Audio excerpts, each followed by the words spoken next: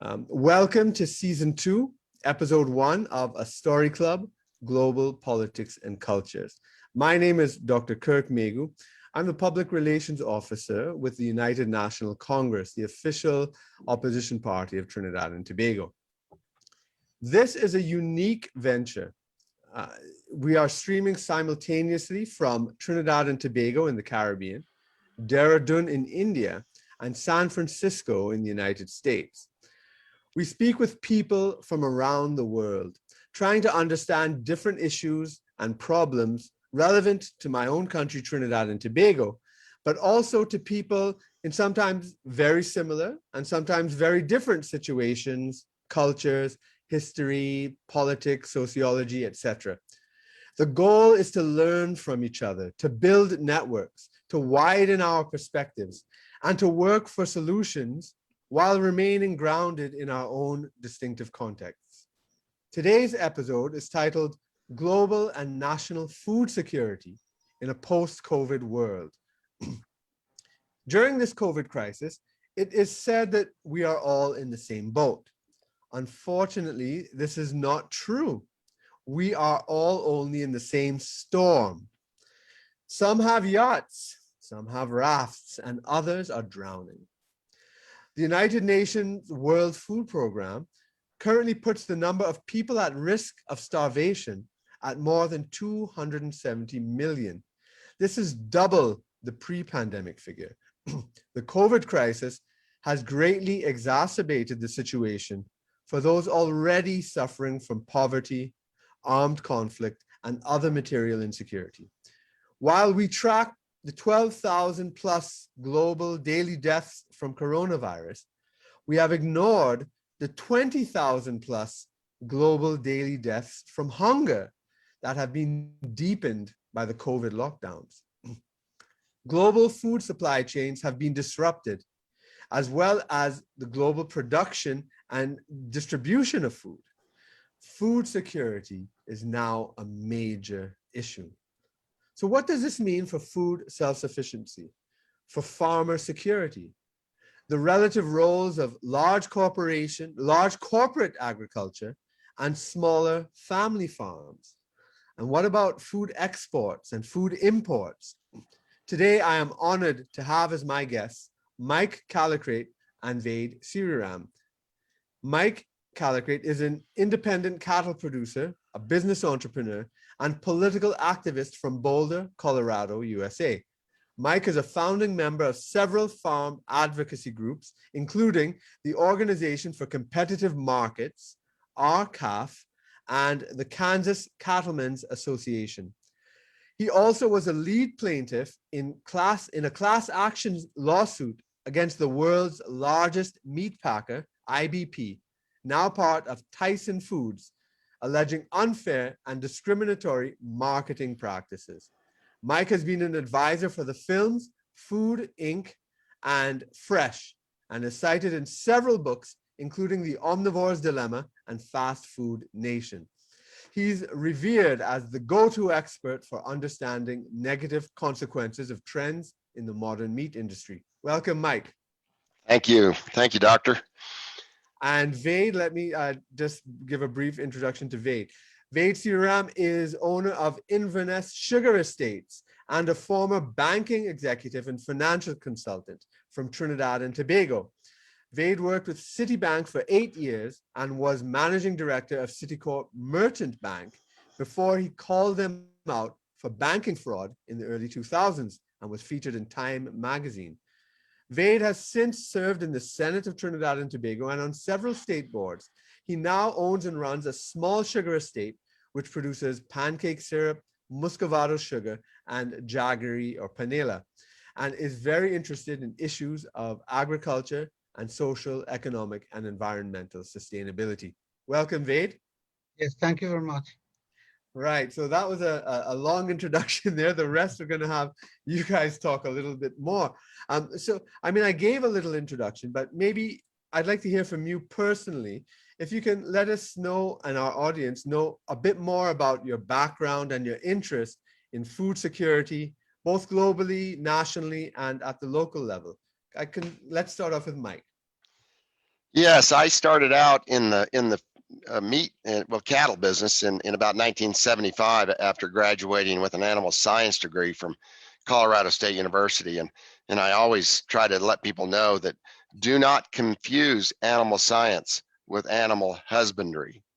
And so, I was trained in the animal science, efficiencies, economies of scale, all of that sort of thing. And then I got into cattle feeding business.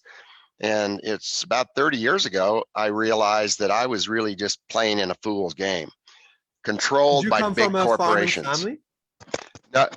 No, I didn't come from a farming Okay. family. I grew up on 5 acres south of Evergreen, Colorado.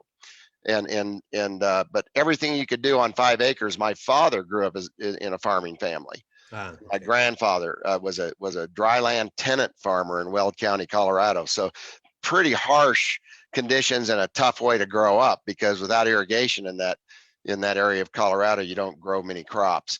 But my father loved animals and growing things, and so I learned that as a kid. And I always, I was in 4-H. I had a sheep project, and I got into rodeo, which led me into college and then into the cattle business. But about 30 years ago, I realized I was playing in a fool's game, controlled by big, concentrated power and big meat packers. And so I started speaking out against that. And the tools that we used were litigation, legislation, and then about 20 years ago, I decided to utilize that third leg of the stool, the third solution, which why don't we just build the alternative pathway to the market from the farm to the plate, kind of like Ved has done with sugar. Let's sell meat instead of cattle. Let's avoid this concentrated part of the market where the big meat packers rig the price and lower the price. And you're a cost to be reduced as a cattle producer. You're a cost to be reduced as a worker on their lines, on their kill and processing lines. And so I started Ranch Foods Direct. That was about 20 some years ago. So today I raise cattle, hogs. I've got chickens that produce eggs. I've got my own processing plant inside a food hub in Colorado Springs, Colorado, which is 200 miles from our farming and ranching operation in Kansas, which it is our urban center. We're across the state line, just across the state line into Kansas from Colorado. And so I bring my carcasses into Colorado Springs. I actually slaughter our animals on the farm. So reducing stress, there's no long haul trucking involved.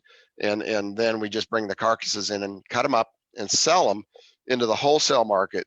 But mostly we sell them into the retail markets. We have 2 markets here in Colorado Springs, one inside the food hub and one in a separate location. That's really a nice market and sells everything we can possibly sell local, that's produced locally, and try to help people incubate new businesses and that sort of thing here in Colorado Springs. And so now, years ago when we started, we were in the institutions like the colleges and schools, all kind. We were in 5 school districts in Colorado. We had the Chipotle accounts. We had 23 Chipotles at one time. All of that is gone. So we're kind of starting over here, rebuilding around mostly retail sales. So. Okay, so that's because of the COVID had destroying the restaurant business. Is that it? Well, not entirely. Not entirely. Okay. The whole local food movement was really captured by the big corporations. Okay. So Chipotle would say, "Hey, we're selling Callicrate beef. It's sustainable, regenerative. It's all the cool stuff." But then they realized they could get away with the misleading statements and the deceptive sort of marketing, and they replaced us with cheap Australian beef, Oh, and they got away with it. And the and same way at the schools have all, we had the Good Food Project years ago where we were going to feed our kids better food and buy local and support farmers. All of that is gone now, and it's been co-opted and stolen by the big food companies. And so the more pressure we apply, the more resistance we face. And it's really a critical stage now.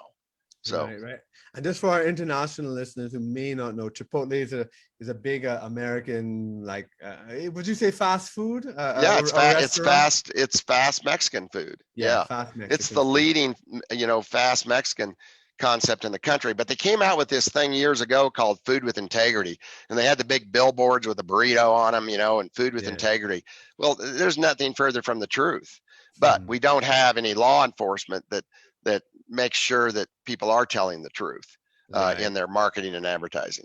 So I mean, so you've been very involved in a practical way in dealing with the problems that you identified and so on, and that's great. From creating your own businesses, and I see you have like about 8 of them and whatnot in various fields. Yeah, have you also been involved? I mean, you have your lawsuit, and but you've also been involved in policy level sort of initiatives too. Am I right? Absolutely, yeah. Years ago, I got very political because our solutions really are political based. I mean, we need laws, we need rules, we need things like country of origin labeling for product that comes in the United States, so consumers can be well informed and make smart decisions. We need antitrust law enforcement. All these laws are on the books, from the Clayton Sherman Acts to the Packers and Stockyards Act, but none of them are being enforced. And we've had since the Reagan administration, Ronald Reagan as president, we decided that antitrust laws weren't that important, and he started us into this era of deregulation, Yeah. where we just let them go. And big corporations got bigger, they merged, and there simply wasn't any limit to the size. And with that size, they gained political power and money power and the power to extract wealth from our wealth creating enterprises, and farming and ranching being the big one that I'm involved in. So I saw that take place, but I've worked very hard to find solutions, by being parts of new organizations, not the old organizations that have been captured by big corporate money, but the new organizations like RCAF, National Farmers Union, Family Farm Action is one of the newest ones and most effective that I'm involved with. And we're hoping in this administration that we can make some progress. But if we don't do something, there's not going to be anything left. It's going to be a mined out hole in the ground. I mean, when the resources are gone, the water is pumped, and the soils are depleted, the corporations are going to go somewhere else or Yeah. do something different. But they are leaving behind major destruction in rural communities and loss of family farmers and ranchers. We've lost 43% of our ranchers since the 1980s, when these big meat packers really started cooperating rather than competing, really started managing the market rather than having competition, determine what values and prices should be. And it's Yeah. gotten even worse now that the big meat packers are partners with big retail. So we're talking Colluding is now. colluding is probably a better word than cooperating, isn't it? Exactly, Yeah. colluding. And Yeah. and so you've got Amazon that now owns Whole Foods. We've got Kroger, we've got Albertsons. We got the biggest retailers in the country that are fully, partnered up and colluding with the 4 biggest meat packers. Yeah. And 2 of the biggest beef packers are foreign owned. They're out of Brazil, Marfrig and JBS, and JBS has a deep criminal record. And why in the world they're allowed a corporate charter in our country, I have absolutely no idea. If you were an individual and had their felony record and their record of selling rotten meat in the market and bribing government officials, you'd be in prison. You'd never see the light of day. Yeah. And even USDA allows this rogue criminal corporation and the Batista brothers to just put rotten meat in the market. I mean, they don't do anything to them. They don't withdraw their grant of inspection, which they've got the full ability and right to do. They just let them roll right on, just pillaging and plundering the cattle producer.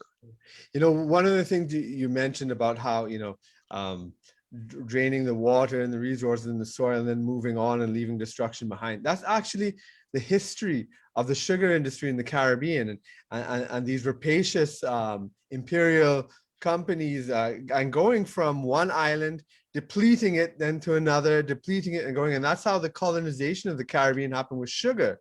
And well, that will lead me to talk to Vade, to let Vade Seereeram here tell us a bit about Vade, your own background and your interest in food security, both at a practical level, like Mike, and policy level too, there, and even how it fits in with your banking career. I find that interesting. That's probably an interesting story. Thank you, Kirk. Well, I grew up in a farming family.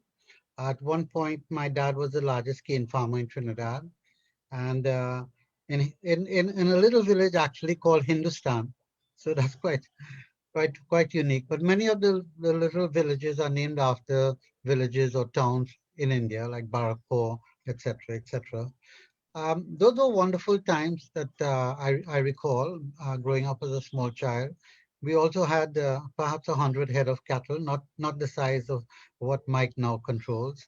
But I remember one night, all the cattle, they broke the pens, and my mom and dad in the night, trudging through the jungle, trying to recollect them. But those were fond memories living in the farm. We were not wealthy to the extent, in fact, it was an old colonial building where we had an outhouse, and then you had a Delco giving you electricity and so on. So life in the 50s are very, very different to what we have now. Um, Subsequent to that, I did go to India. I studied 6 years in Sorry, boarding school. just out of interest there, you said your father was the biggest cane farmer. So what did he sell to Tate and Lyle? That's I'm glad I missed perhaps a very important point. Initially, he Mhm. sold to Tate and Lyle, but then Right. he bought a factory when he bought that particular estate. Moving Mhm. from Chaguanas, he bought that estate in Hindustan, which had a small factory, and it was fueled by wood and bamboo, and it was ancient technology. Mhm. But he couldn't last long among the big because you were actually driven out of the market because with influence, the banks did not give you the necessary loans and so on. Yeah. It's a common story around the world. You're Mhm. seeing it in America quite often as well, given for the minorities access to finance. So Dad gave up the factory after 2 years of trying to run it, and he sold the canes to Tate and Lyle. So he was at one point the largest cane farmer. At the age of 11, I went to India, and then when I came back at the age of 17, I joined back with Dad on an estate, another estate in Maruga that he bought, and I spent 7 years there. It was very hard work, but I could tell you most enjoyable. I mean, people don't understand the aroma in a farm, the aroma of the freshly cut cane, the aroma of even the mud. So it's a way of life that unfortunately that just came to an abrupt end when they closed the sugar industry and left thousands of farmers out in the cold not knowing what to do. Um, so I did manage to put myself through university. I did A levels and then university, and then after that I joined the bank, and that's where I worked 10 years at Scotia, 10 years at Scotia, and then 8 years at Citibank, and then I left on my own. At the bank, I think I left at the top of it because we were the most profitable investment bank in Trinidad. At Citibank, I must say it's a university by itself because you had the contacts throughout the world, interacting some of the best minds in finance. But what I found that they were doing some very shady deals in Trinidad, and quite frankly, it was at the expense of the ordinary citizens. Because when you when you rape the central treasury, at the end of the day, it is the ordinary citizens who have to repay. And this is not marginal overpricing. This was, for example, taking out 30% fees on certain bond transactions. But that was my area of expertise, which I still enjoy doing whenever I get an opportunity in terms of advisory work. I mean, that's a passion as well. Um, so having done that, I did take, when I left Citibank, I took up some cases against the banks, not necessarily only Citibank, but other banks were involved in unscrupulous transactions.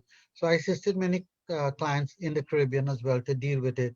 And the story did get out to Times, I think 2002. But since then, I still do advisory work in advising clients with regards to their financial. But coming back now to my interest with regards to food and so on, what I realized in in 2015, when oil prices started to fall, I said, wait a minute, Trinidad will not be the same place as we have experienced for the last 50, 60 years. Trinidad will be a very different place. So I started to study the economy and I realized, wait, things have to change. And I did write to the Minister of Finance at the time, giving him 30 bullet points to take the bull by the horns and start to redirect now the economy of Trinidad and Tobago since 2015.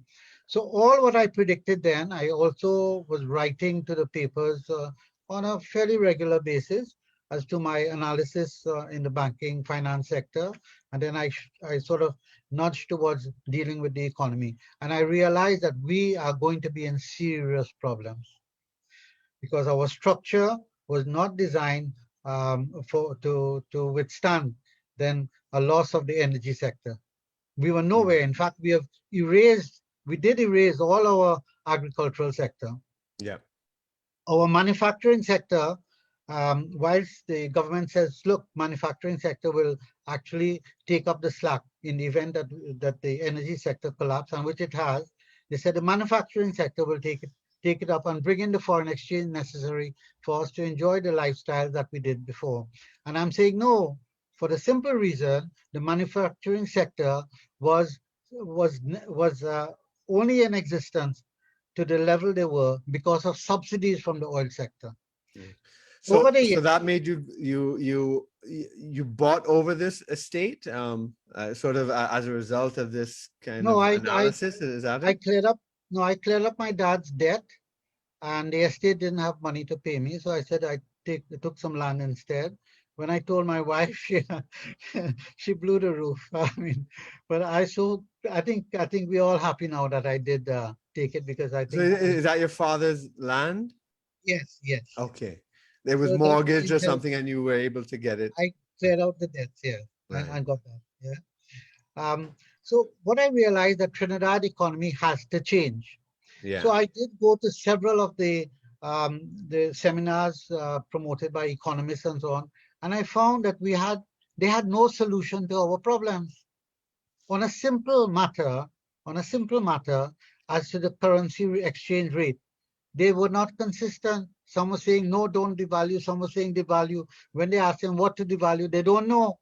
So I realized the economists, I'm sorry to say, I was not impressed by whether they would be a solution to our problem.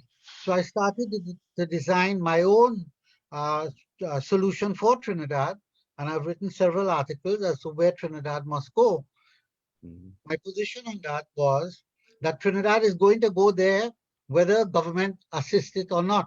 And I'm already seeing trends that we're going back to agriculture, going back to agro-processing, going back to recycling, and then small manufacturing, and becoming independent. Because when we run out of foreign exchange, because our country depends on foreign exchange, when we have nothing to sell to the world, we are going to find ourselves in deep problems with regard to even food self-sufficiency.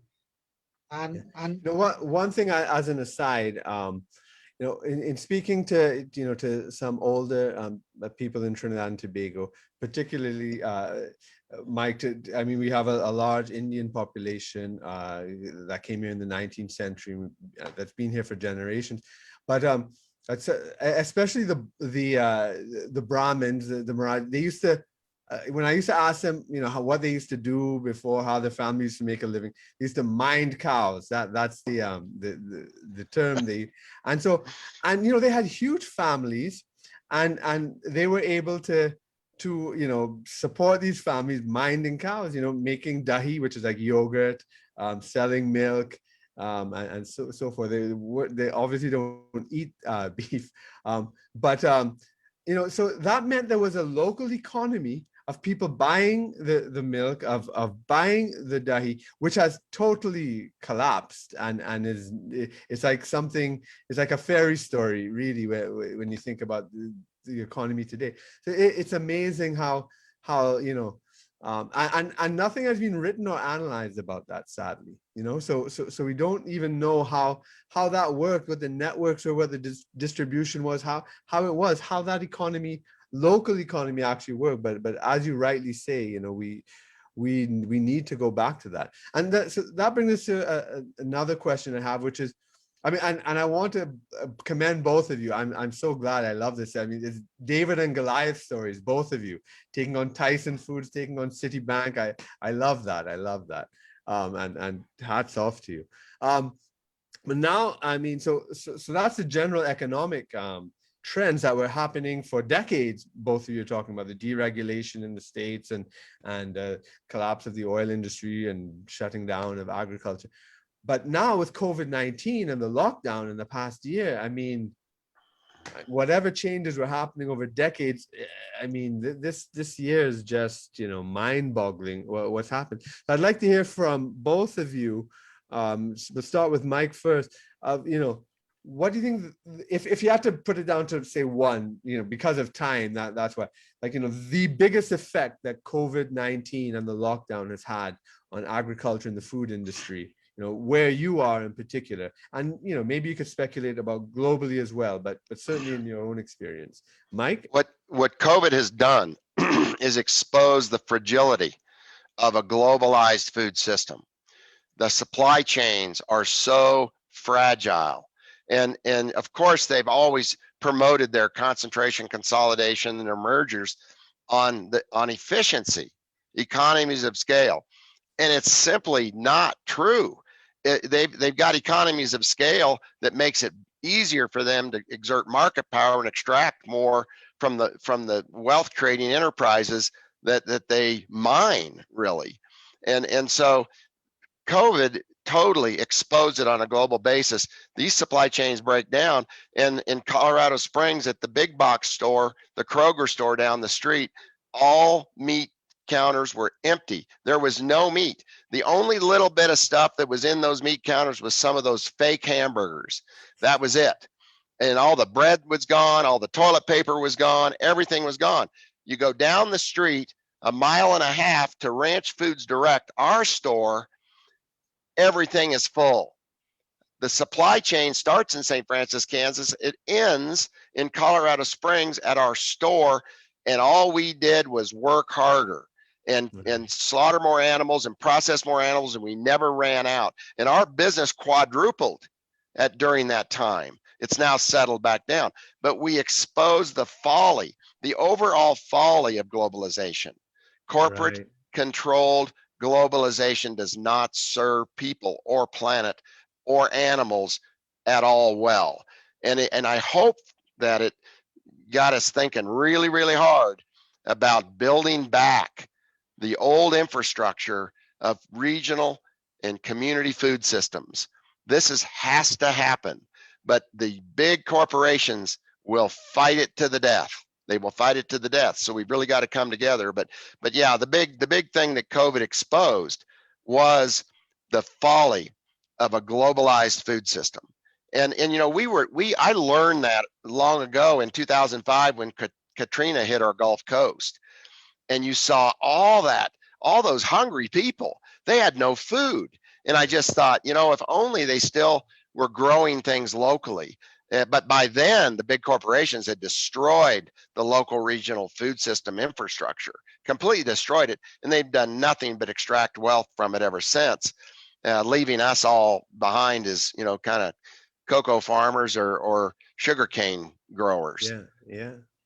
And Vane, what about you? I mean, that sounds like it would resonate with what you were talking about.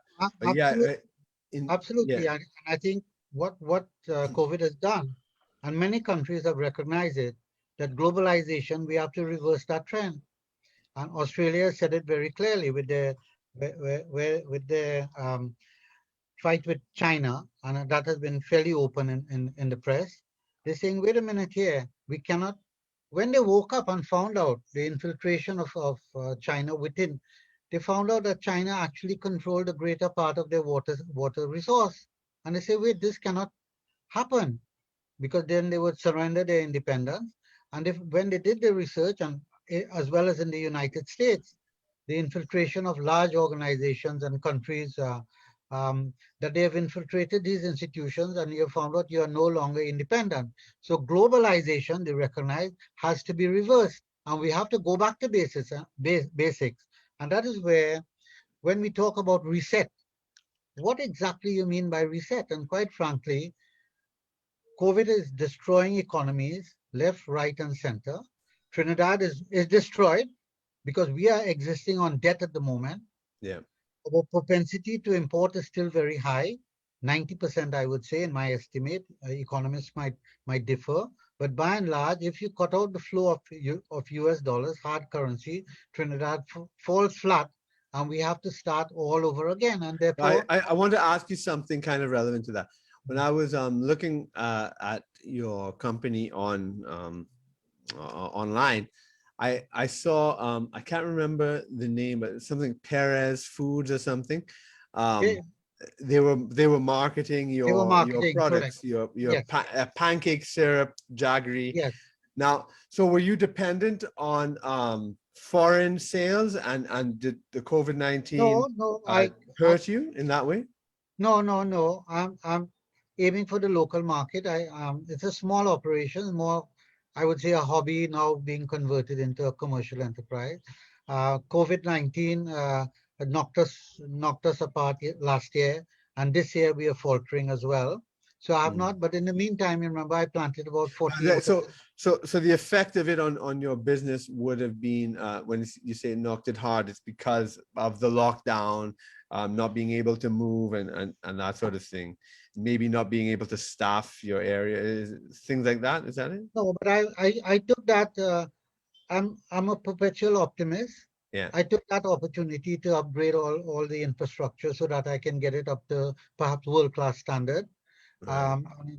and sort of fine-tune the process of production process in terms of the quality controls and so on. So in the meantime, the trees are growing Right. because Right. I diversify. And and and what about you, Mike? That was an interesting story. How the big food chains had no meat, and your stores had. Um, so did you actually benefit during this period?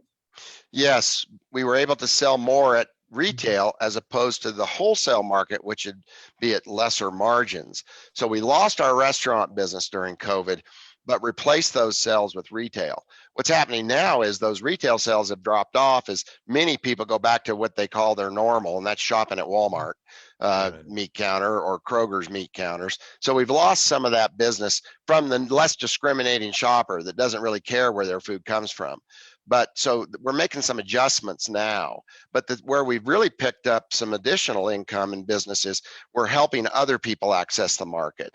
So if you're a cattle raiser and you want to sell meat, we will process that animal for you all the way through to the final retail packaging, making it possible for you to sell direct to people you may know or a business you may want to start.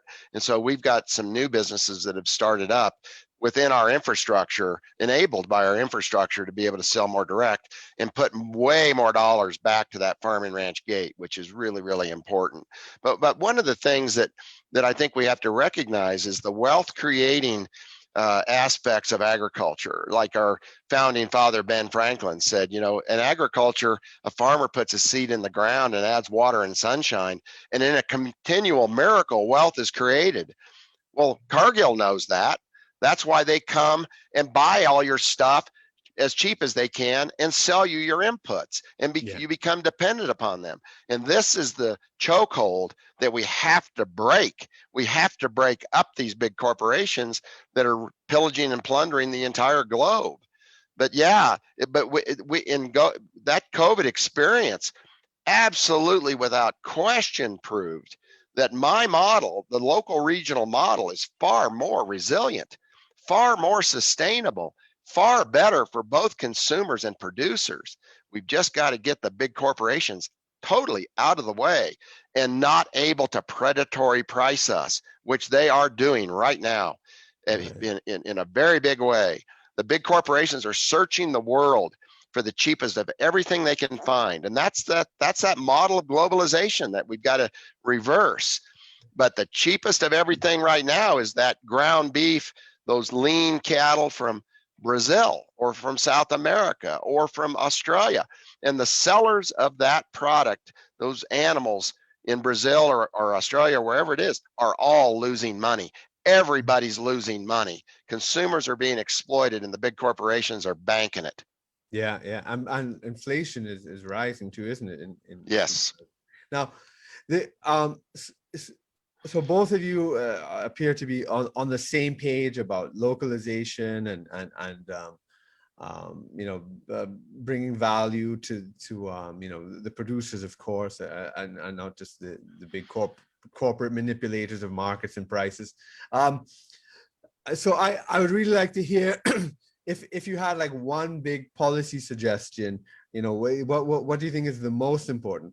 But even before I get to that, I know, Mike, there's a certain intellectual model that you promote that I think is fascinating. It's extremely important, and it's totally misunderstood or not even realized.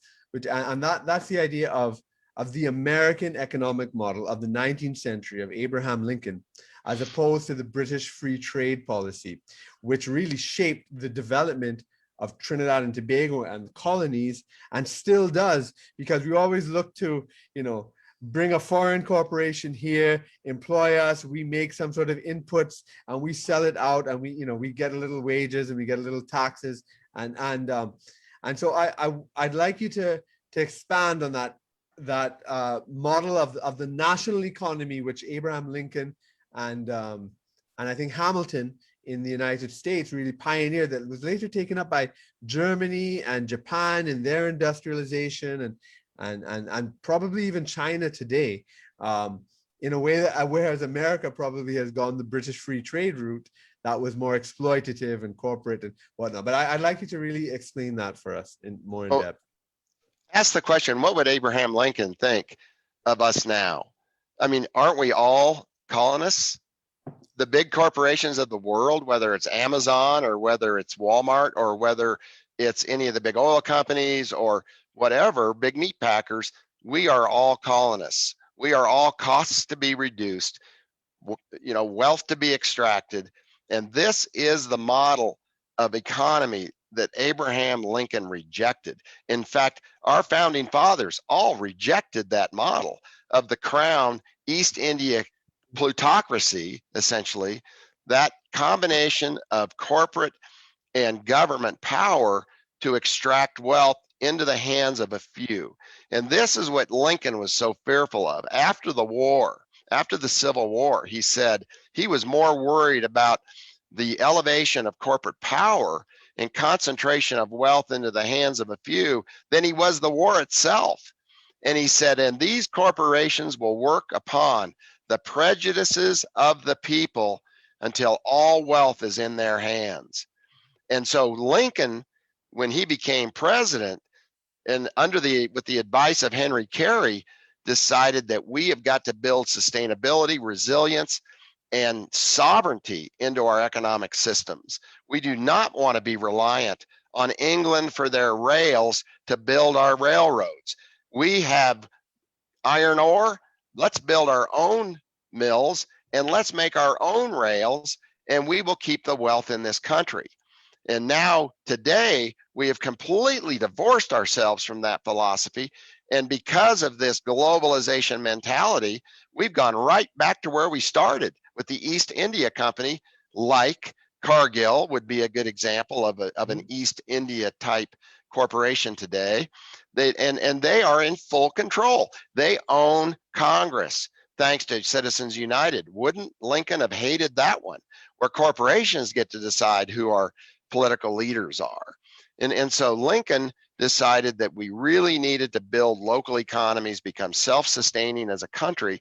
And in pursuit of that, he started the land grant college system to teach agriculture. So we could have cow miners here, like in India, so that we could milk the cow. But you've got to make land available for your people to be able to run those animals. And we did that. And then what he did is he started the United States Department of Agriculture. And their mission was to teach. Their mission was to promote agriculture, the #1 wealth creating enterprise of this country, with our soils and our water and our resources. What an amazing plan. And all we've done is allow it to be stolen by big corporations and become the slaves of those companies. So yeah, Wow. Lincoln had the right vision. We need to get back to it. Yeah, And Lincoln was a Republican. Don't forget, he was yeah, a Republican. And now our Republican Party is the Free Trade Party, the No yeah, Rules Party. You know, and the Democrats aren't any better, not a yeah, bit better. They are beholden to the big corporations as well. yeah, And so we're yeah. looking for alternatives, and this what's got us into the last 4 years. And then we've got some repair work to do from that for sure. But we are frustrated as citizens. Where can we get the leadership that will take us in the right direction and give us economies that work for everyone, all the citizens, all the people? Yeah, that East India Company link is so important. Both people don't. I mean, I've actually written a lot about that. People don't understand how important that is in world history, and then in our own personal history here in Trinidad. I mean, we were brought here by the East India Company ships after the abolition of slavery, and then in India, the whole mutiny in 1857 was to destroy it. But you know, and the East India Company had the richest families in the world, the Rockefellers and the Sassoons and the Rothschilds, and I mean every family you could think of was in that company. When it broke up, they didn't die. They formed other companies, and those companies still exist, and you know, in the Cargills and in the Goldman Sachs and these other company, and they're still buying out governments and all this sort of stuff. So it sounds historical and you know, esoteric, but it's really relevant still today. Now, Vade, what about you in terms of, let's say, from Trinidad's perspective, where we've been more on the victim end? You know, the United States is the home to many of these exploitative companies that are going around, and we are, you know, a small country, you know, without a lot of power against that. What sort of policy steps do you think would you encourage for us to Yeah. make agriculture more important to our economy? Yeah. This is, we are very fortunate to have good arable lands. We are very fortunate to have good climate. We are very fortunate that we are not too distant ourselves from the land, having closed down the sugar industry. So we still have memories of what needs to be done. And I would suggest, if I were the government, I would adopt a policy, a very simple policy. If we can't feed ourselves, we do not have a right to live. Very simple. That has to be number one. What the government has done, and I don't want to make this political in any sense, but all the evidence is there, is that they give support in terms of their explanation that, look, we want agriculture to thrive, but they are not doing the necessary things to make that happen. One of the big problems that we have in Trinidad, and this is all over the world really, is alignment of your currency, your exchange rate at an appropriate exchange rate to encourage local production and local agriculture. Our currency at the moment, and quite frankly, this has been the war between China and the rest of the world for many years, where China has kept its currency undervalued, not overvalued, Mhm. undervalued. America has fallen into the trap when they agreed with Saudi Arabia in the early 1970s to price oil in US dollars. Mhm. And then it became the reserve currency. And being the reserve currency, there's a tremendous amount of demand that can, the, the currency is much stronger than it ought to be. It does not have the economic performance to support such a strong exchange rate. And therein lies the problem where America at the moment, and Mike could perhaps confirm or say otherwise, is that by just printing money, $2 trillion, and prior to that about $3 and $4 trillion, just printing that money, we all know the supply and demand. If you print so much money chasing after the same amount of goods, that there will be inflation, and that is the very event that many economists are expecting to happen in the United States, and American inflation will translate throughout the world as well. So we have to have an appropriate exchange rate. We have to take a bold step about agriculture being our prime activity at this point, recognizing whatever we can still maintain from the oil industry. And the currency exchange rate, we have to devalue our currency. Otherwise, India did that when Manmohan Singh many years ago, when they were in problems, they did devalue the currency to sort of bring back, stabilize the economy of India. That was an interesting story by itself, how that came about.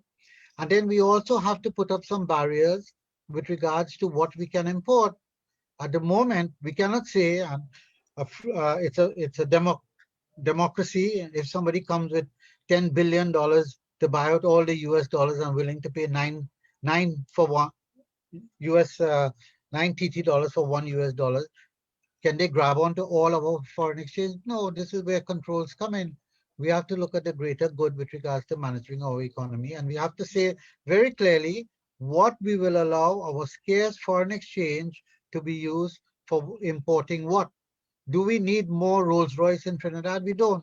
Do we need more trucks in Trinidad? We don't. Do we need more? Um, we need more agricultural machinery. We need more machinery to actually put to work, put the people to work. And this is where government policy, they have to take control of it. So I've been preaching this approach to governance for the longest while. Agriculture is number one, agro-processing is number two. Recycling is a huge industry in any poor country. Recycling, you throw away nothing. There are two boys left the University of Delhi, and they found out there were so many cigarette butts being strewn all over the place. And they decided to, look, let's gather this, set up a system to gather it, and they're making things out of that. So recycling is extremely important. So we have to look to countries where we can learn these skills. And quite frankly, I do not agree to spend research and development money in trying to develop things when all of this information has already been developed. All we have to do is research to see where it is done and actually implement it in Trinidad. All right, I want to now, let's say, step back a bit, because let me even go back to like economics, like how it would be taught in university and stuff, which generally has a liberal free trade bias, comparative advantage and competitive advantage and this sort of stuff. And they say, listen, if everybody is just autarkic, right, just producing things for themselves and not trading, right, the whole Ricardo model for people who know economic theory means that the actual total global production goes down, and that in fact, when you have Paul Craig Roberts made a very, very good point. What people call free trade today is actually not comparative advantage, because what Ricardo was talking about was people producing finished products and trading finished products, as opposed to going for the lowest overall price. But I won't get into that economic theory here. But basically, what we have is not that. What we have is a race to the bottom instead. But there must be some role for trade, for exports, for imports, for an international market, at the same time as protecting producers and the quality there, because there are real high quality and low quality concerns about all mass marketing, and so it's not just a charity, I'm saying, to say, oh, we need to take care of small farmers. There are the resilience that Mike talks about as well at the local level that can easily be crushed, as we've seen in the COVID crisis. So in terms of if right now, as we see in the tech industry, as we see in so many industries, we see this polarization of the super rich and the super poor. So we are now in an extreme. I don't think you all would be advocating to go to another extreme where we all just produce for ourselves and everybody produces only what we eat and we don't trade, and so we don't have apples, you guys don't have mangoes, or whatever like that. So how do you see a kind of global system made up of national economies, etc., working? Let me ask Mike first, and then Ved. Yeah, and Ved, I totally agree with you on your analysis of of the 2 trillion being pumped into an economy and effect on inflation. But one thing I think we have to dampen that with a little bit is the stream of economy flows into the richest people's bank accounts and pockets to a larger extent than it ever has. And so when we put $2 trillion into the economy, how much of that is enriching Jeff Bezos and the Walton family members? And when they get it, they don't spend it. They don't go out and buy stuff. They just hoard it and get richer. If anything, they go out and inflate the price of farmland like Bill Gates has done. And he becomes now the landlord on 250,000 acres of the best farmland in our country. So huge problems there. But I totally agree that we need trade, but it needs to be fair trade. And the trade needs to be between people and not multinational corporations. For example, right now, we've got the big grain companies of the world, Cargill, ADM, and Bunge, that bought corn last fall at below cost of production prices, and now we're selling it back into the economy at double that price, maybe more than double, at $8 a bushel, inflating all the prices of inputs because they sell inputs too. So it is a racket unlike anything you've ever seen. So they're doubling their money on the corn they bought last fall.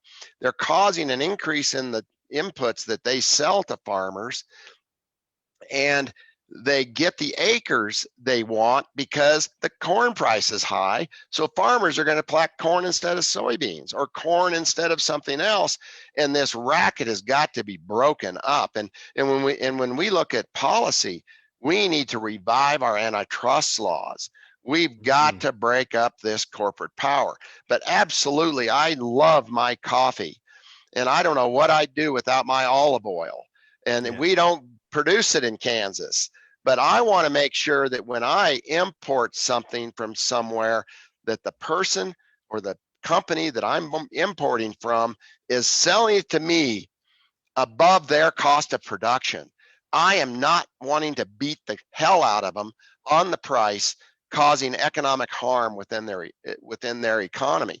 And I think that gets back to one of the main solutions that we have to look towards is we've got to recover from this aggressive price shopping mentality, this consumerism that drives us all into a Walmart.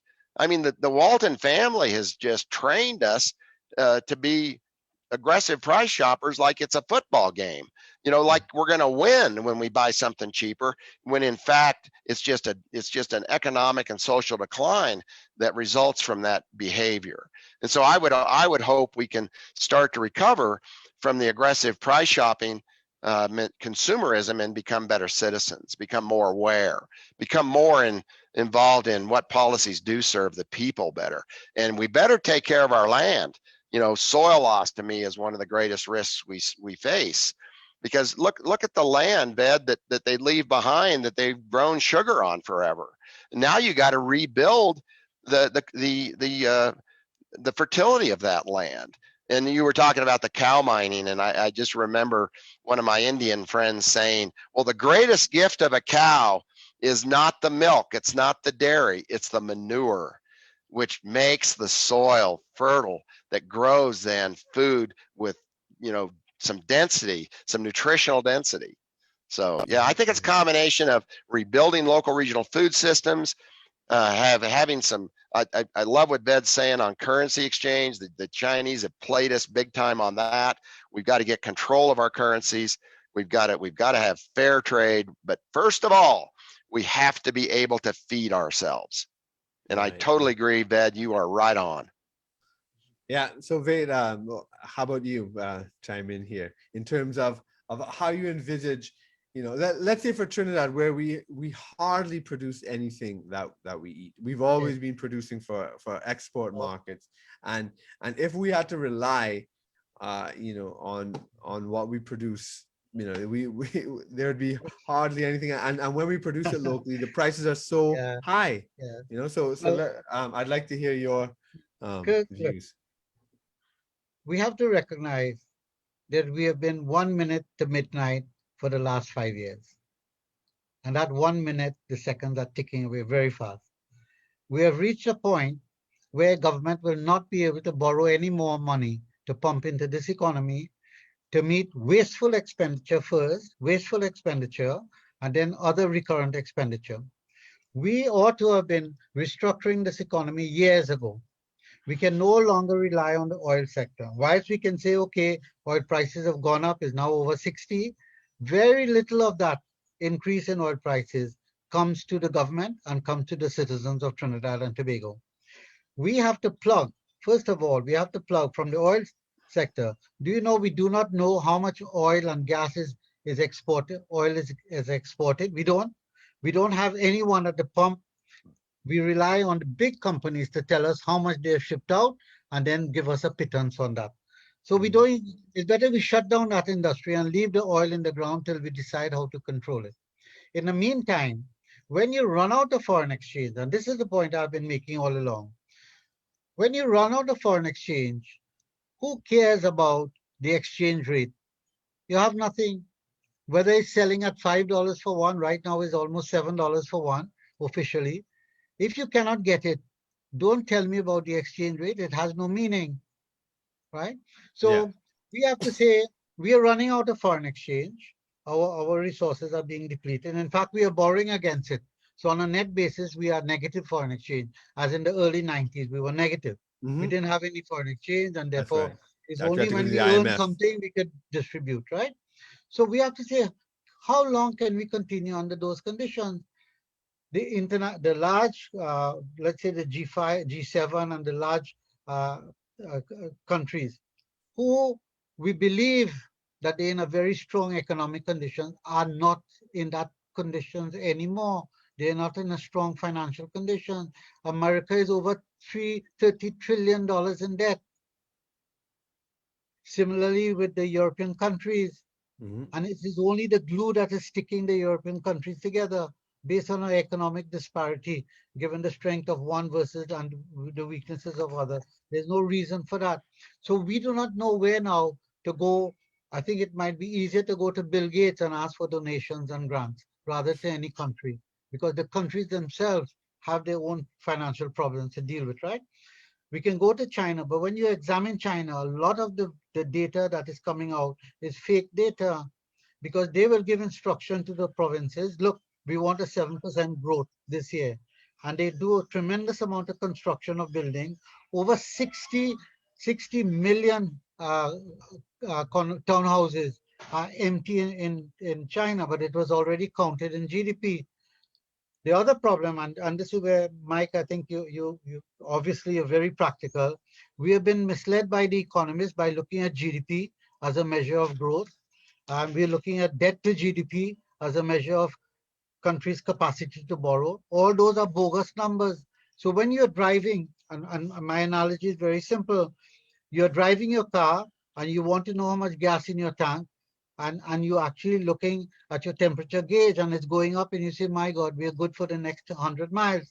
And that is precisely we are using the more wrong gauges to determine major policy decisions on economics. And I'll be delighted to challenge anyone in the world to discuss it. So we have been I'm sorry, I'm gonna have to cut you off. We are out of time, unfortunately. fine. But Okay. for closing for each of you, I just like to ask you, if you have one takeaway that you'd like to leave our audience with, what would it be? Let's start with you, Mike, and then Ved. If I just want everyone to go home and make their communities as good as they can make them. Get involved, help your neighbor, stop standing on his neck and picking his pocket, work together to build community. Great. And Ved? Yeah, I would just fine tune that a bit, work together to feed ourselves. I think that's a priority. Let's feed ourselves. With hungry bellies, we are very angry. And I think that should be the priority for each citizen because this is a major reset, global reset. Absolutely. Well, I want to thank you all for this really fascinating and interesting discussion. It's been a pleasure having you on the program. So that's it for this week's episode of A Story Club, Global Politics and Cultures, Season 2, Episode 1. I'm glad to be back. And this was a great way to start off Season 2. We were talking with our guests, Mike Callicrate and Seereeram, on the topic global and national food security in a post-COVID world. I'd also like to thank you, our audience, for watching and listening. Please join us again next week. And in the meanwhile, like, share, and tell your friends about us. Thanks again, and see you next week.